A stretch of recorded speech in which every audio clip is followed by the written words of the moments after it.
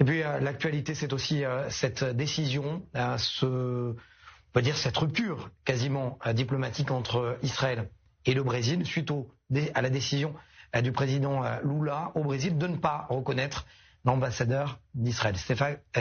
Loïc Stéchard-Chocron, pardon.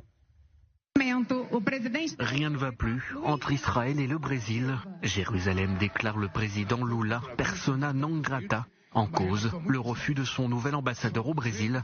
Le ministère israélien des Affaires étrangères réagit. Après que le Brésil, de manière inhabituelle, s'est abstenu de répondre à la demande d'agrément de l'ambassadeur Gali Dagan, Israël a retiré sa demande et les relations entre les deux pays sont désormais menées à un niveau diplomatique inférieur. Le ministre israélien de la Défense s'est également exprimé sur le sujet. Nous saurons nous défendre contre l'axe du mal de l'islamisme radical, même sans l'aide de Lula et de ses alliés. Honte au merveilleux peuple brésilien et aux nombreux amis d'Israël au Brésil.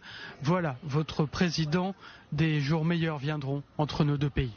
Le Brésil est accusé d'adopter une ligne hostile envers Israël depuis le déclenchement de la guerre contre le Hamas le 7 octobre 2023, date depuis laquelle les relations entre les deux pays se sont fortement dégradées. Car le refus du président brésilien d'accréditer le nouvel ambassadeur israélien n'est pas le premier incident entre Brasilia et Jérusalem. Lula a déjà accusé Israël d'avoir perpétré un génocide à Gaza et d'avoir utilisé des références à la Shoah pour illustrer ses propos. Des mots suivis par des faits, le Brésil a rejoint le procès de l'Afrique du Sud contre Israël à La Haye sur les accusations de génocide. En juillet, le Brésil s'est retiré de l'Alliance internationale pour la mémoire de la Shoah, dont il était membre observateur depuis 2021.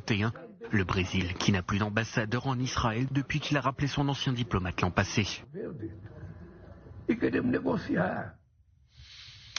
puis